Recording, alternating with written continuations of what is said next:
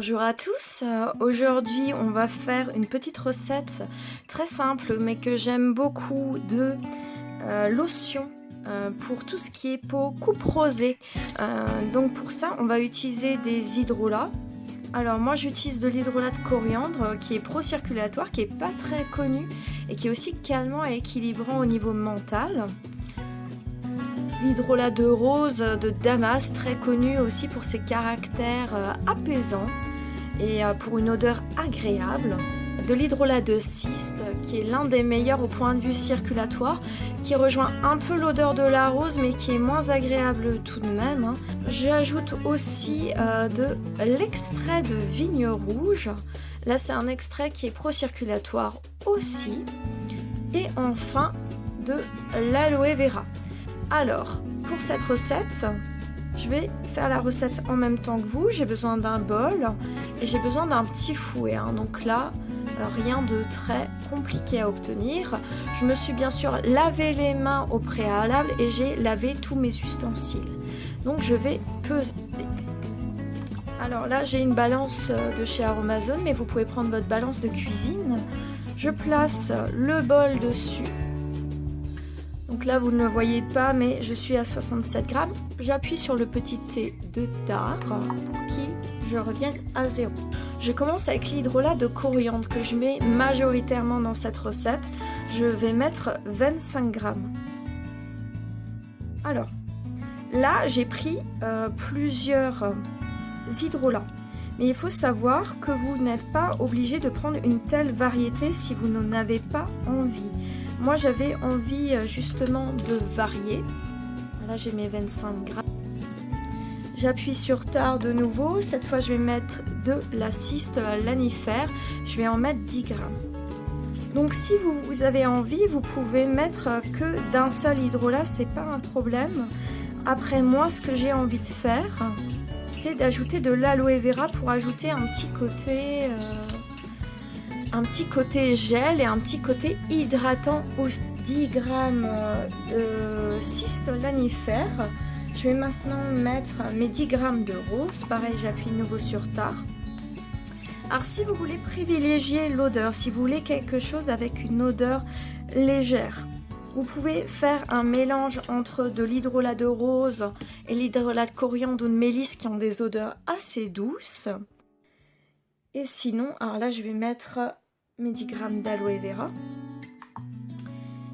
Si par contre vous voulez privilégier l'efficacité et que vous êtes prête à une odeur un peu plus spécifique, un peu moins... Oh là là, l'aloe vera il descend pas doucement. Si vous voulez quelque chose qui est vraiment orienté circulation, qui est vraiment que orienté 100% efficacité, alors là, hop là. Voilà, j'ai 8, je vais en ajouter un petit peu. Hop là. J'ai 12, mais c'est pas bien grave. Parce que je vais mettre un peu moins d'extrait de vigne rouge. Alors si vous voulez quelque chose orienté vraiment que sur l'aspect circulation, alors à ce moment-là, privilégiez les hydrolats de cyste ou des licristes italiennes, qui là sont vraiment les références du domaine, mais qui par contre ont des odeurs qui sont bien plus spécifiques. Donc là, je mets que un peu plus de 3 grammes pour la vigne rouge. Voilà. Donc là, j'ai fini mes petites pesées et je vais mélanger. Alors là, c'est que une recette à partir d'ingrédients qui sont... il n'y a pas de lipides, on n'a que de l'aquatique. Et vu qu'on n'a que des phases aqueuses, si vous mettez que des hydrolats, il va falloir surveiller et éventuellement faire l'ajout d'un conservateur. Pour rappel, le Coast Guard, on le met jamais directement dans l'hydrolat parce qu'il se mélange pas bien avec ce qui est plastique. Il faut vraiment faire un mélange à part. Et le Coast Guard, c'est 16 gouttes pour 100 ml. Moi, ce que j'ai choisi de faire, c'est de ne pas mettre de conservateur, mais de privilégier l'aloe vera. Parce que dans l'aloe vera, j'ai déjà un conservateur qui est dedans. Du coup, c'est ce que j'ai choisi de faire. Alors là, vous voyez, j'ai une préparation qui est assez aqueuse. Mais si j'ai envie, je peux tout à fait et sans problème rajouter de l'aloe vera. Alors là, je le fais même sans balance parce que finalement, ce n'est pas très important dans cette recette, vu que de toute façon, je ne fais que mélanger des phases aqueuses. Voilà. Donc là, par exemple, j'ai mis à peu près 5 grammes supplémentaires, donc c'est un peu plus gélifié. Pourquoi je mets de l'aloe vera? Parce que du coup, c'est un hydratant et que la texture, elle est bien plus agréable qu'une simple lotion. C'est un peu moins liquide. Alors, si je résume, dans cette recette, coriandre, 25 grammes. Hydrolat de cyste, 10 grammes. Hydrolat de rose, 10 grammes aussi. Extrait de vigne rouge.